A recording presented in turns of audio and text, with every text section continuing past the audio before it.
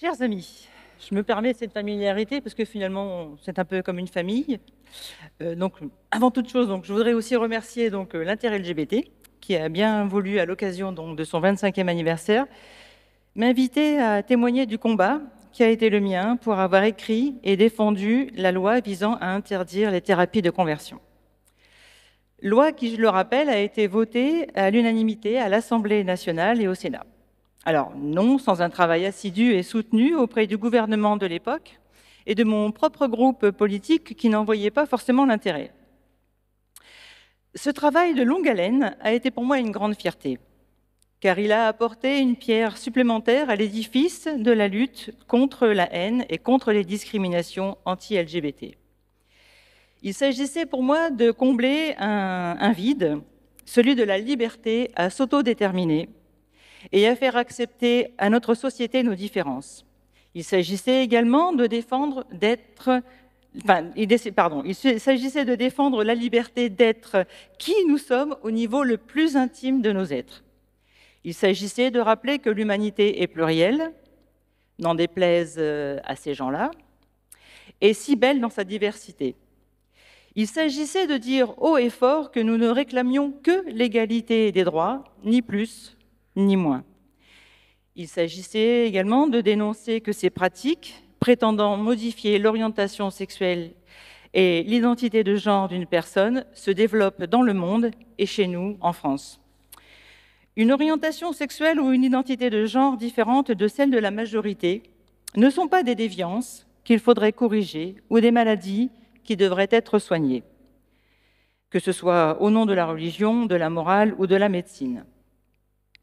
J'ai poursuivi avec ce texte un double objectif. D'une part, dire aux personnes ayant subi ces pratiques qu'elles sont bien des victimes, que la société n'accepte pas ce qu'elles ont enduré, que nous sommes avec elles pour les protéger, et d'autre part, faire savoir aux charlatans, aux exorcistes et aux pseudo-thérapeutes qui se livrent à ces pratiques qu'ils seront désormais poursuivis et sanctionnés, quelle que soit leur motivation.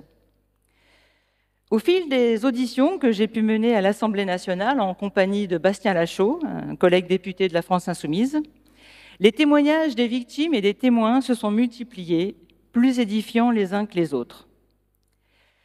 Je dois bien l'avouer, la boule au ventre, souvent bouleversée, j'ai écouté les victimes de thérapie de conversion me raconter les privations de nourriture, l'isolement infligé par les familles, les séances d'exorcisme, les viols, les excisions prônées par certains religieux, et pour ne laisser aucun doute dans les esprits, les 3 principales religions monothéistes sont concernées par l'une ou l'autre de ces thérapies.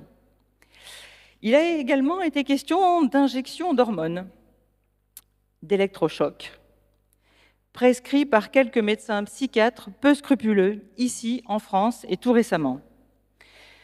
Pour beaucoup d'entre ces victimes, certains en sont venus à s'isoler, à déprimer, à tenter de se suicider et malheureusement parfois à y parvenir.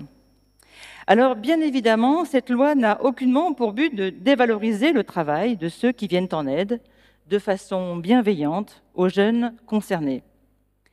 Ces accompagnants, qu'ils soient religieux, professionnels de santé ou proches, font un travail formidable et savent se montrer à l'écoute.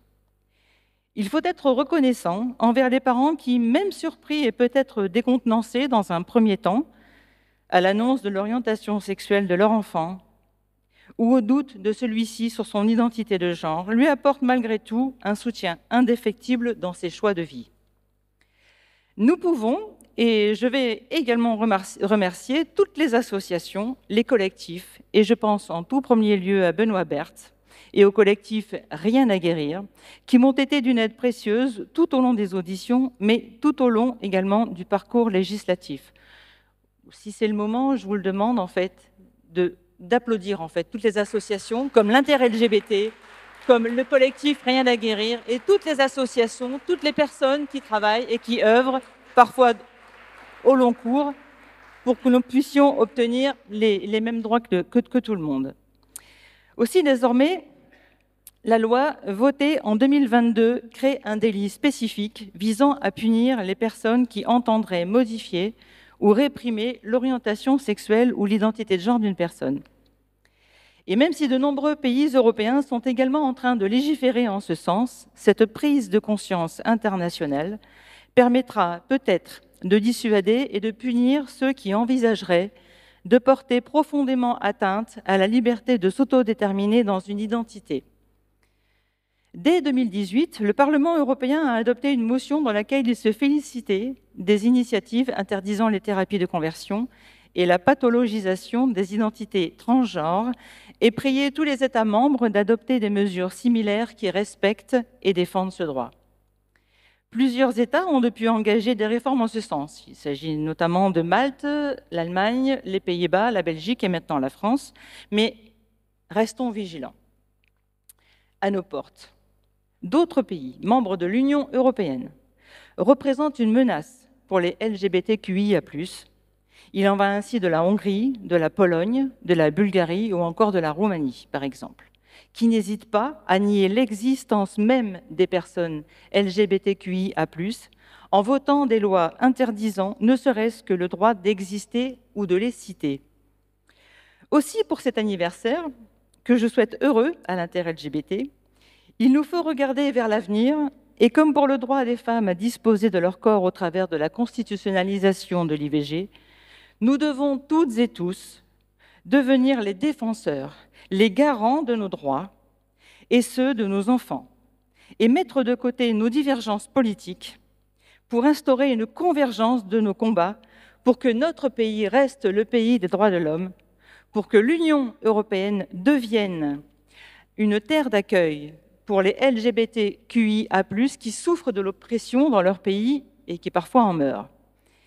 Il s'agira de rester cette fois-ci unis face à celles et ceux qui voudraient nous priver ou nier les droits qui sont les nôtres, de vivre ensemble, de nous marier ou pas, d'avoir des enfants et de les aimer.